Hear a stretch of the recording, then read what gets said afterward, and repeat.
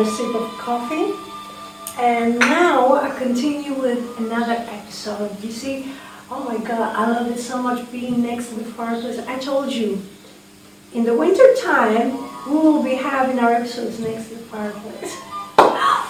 Oh, okay. So as you see, I'm in the Christmas spirit.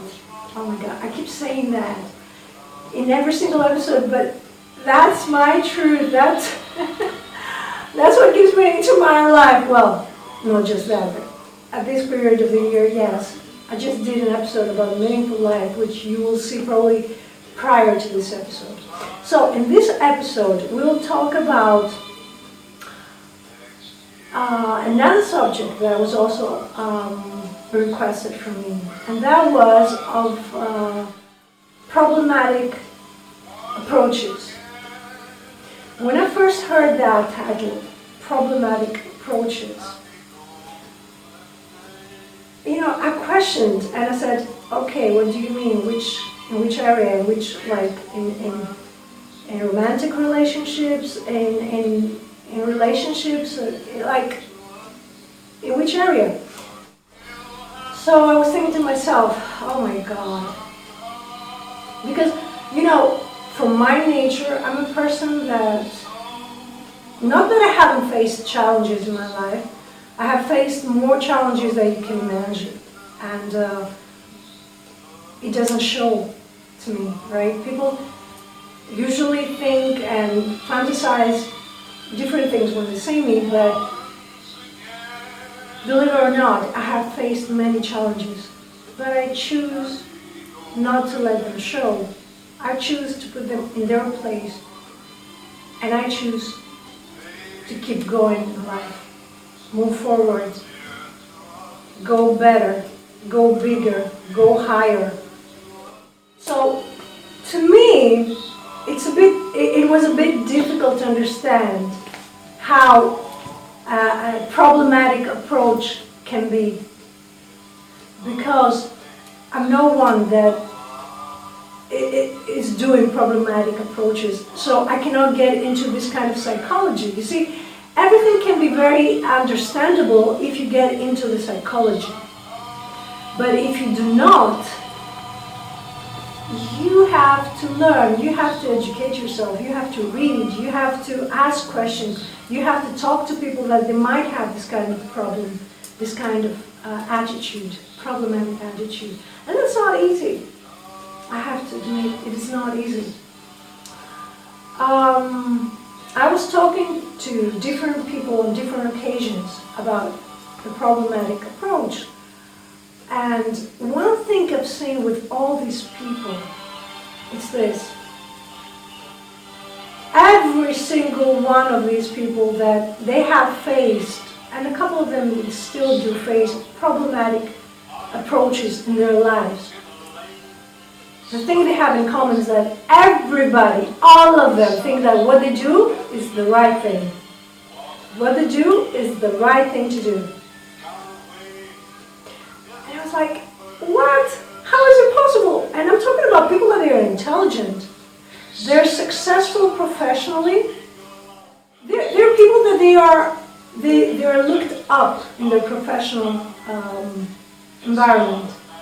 But in their lives, they have a problematic attitude. And the amazing thing to me is that they cannot see it. And I was like, hello? How can you not realize what you're doing wrong? How can you not realize what is that thing that brings you back in every other sector of your life?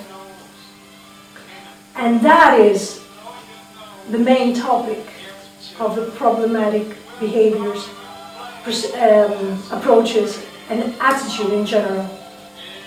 The fact that they have ignorance of what they're doing.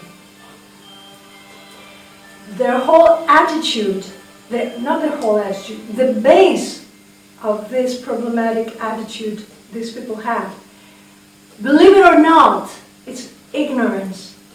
And I say believe it or not because some of these people, they are like walking libraries. They have so much knowledge about subjects that I didn't even know that existed, that is breathtaking. And yet, they do not realize what is very obvious, not just to me, I guess, but to other people as well. The fact that they cannot see what they're doing wrong. And you're going to tell me now, okay, what is it that they're doing wrong? It's not just one thing, but everything they do wrong is based on the ignorance of the fact that they have a problem of the way they understand the reality. They have a problem on how they perceive whatever they experience. They translate it in a wrong way within them, and then they respond in an equally wrong way. I'm going to give you an example, because what I'm saying, unless you're a person with problematic approach, you see, I even got confused with saying what I'm saying, but unless you're a person that has a problematic attitude, right? You cannot understand what I just said. But I will give you an example. Let's say that you try to make a deal with a partner, professionally wise, right?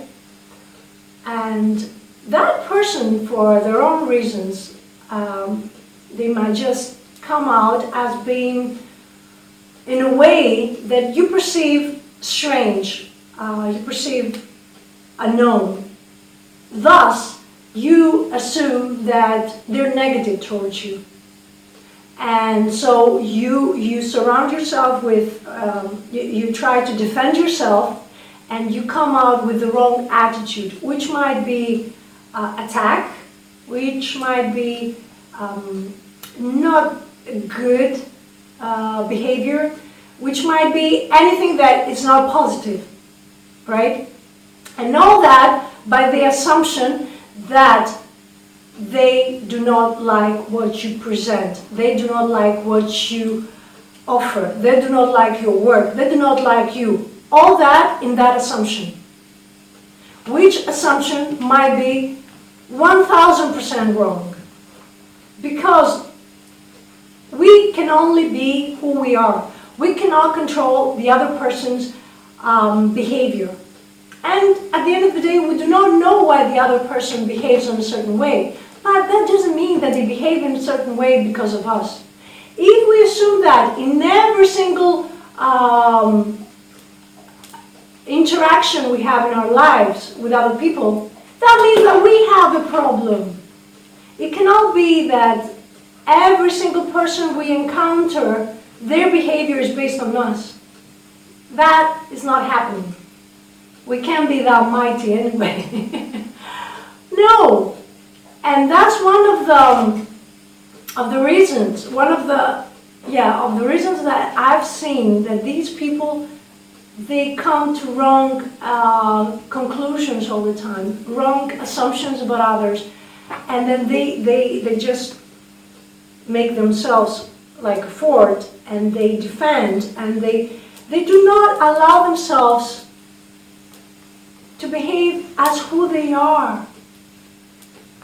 I believe that these people, that they have this kind of attitude, they have a lot of fear inside them. Fear of being rejected, fear of being wrong, fear of being who they are. Because of, I guess, all these things they have started back when they were young, as children probably, because that's where everything starts. As I told you in another previous episode, right? Everything starts ever since we are children. And actually, I just said that, I told you in another previous episode, that was in Greek. I haven't said it in English, so I'll do it in English. Yeah, it will come soon. But coming back to what I was saying, I think these people that they have a problematic attitude in life, they are mostly being afraid of being who they truly are. Because I think they fear that if they show that to the world is going to be scared and they will be left alone. And that, of course, goes back to, as I said earlier, to our early childhood years. And it's very difficult. It's very painful. It's very problematic. But it can change. Believe me, it can. Everything can change as long as we want to. But I'm going to say all these things to that episode that I'm going to make in English, as I said earlier. So coming back to the problematic approaches, if I give you another example now, like to personal relationships. People like that, they never dare to go forth to approach people that they care. And usually people like that, not only they do not go forth, they never reach the people they care or they like, but most of the time they become hostile towards people they like. Yes, they do. Yeah. And the reason why they do that, it's, as I said earlier, that's their defense mechanism. That's a typical problematic attitude for people that they like others. They just bring out their worst and they go full on defense. And as I said earlier, that's a fear of exposing who you truly are, because you're afraid, you have the fear of rejection. And even further down, behind that fear, there are other fears that have to do with the parents. Like if you're a man, it goes back to the fear you have for your mother. If you're a woman, it's the other way around. But these, they're a bit complicated and they're a bit different. And I can do other episodes so we can go further in those areas, because these are vast areas of human psychology. Very important, very interesting, and very helpful for all of us. So my advice to you that you have problematic approaches and problematic attitude and behaviors towards others, especially now that we're going towards Christmas, and it's, as I said earlier, it's a time that we celebrate love. Christmas is not just jolly and beautiful decorations and we have fun and ho ho ho. You know, it's all that, of course, because I love all that. But mostly at Christmas we celebrate love. That's what Jesus came to teach us all. But even if you do not believe in Jesus and you believe in something that, I don't know, anything, everybody is entitled to have their own beliefs. Love is the greatest feeling, emotion that surrounds us and inhabits inside us as well. It's not just around us, it's inside us. So Christmas is a celebration of love. So all of you, if there are people among my subscribers or viewers that you have this problem, this attitude of problematic approaches in life,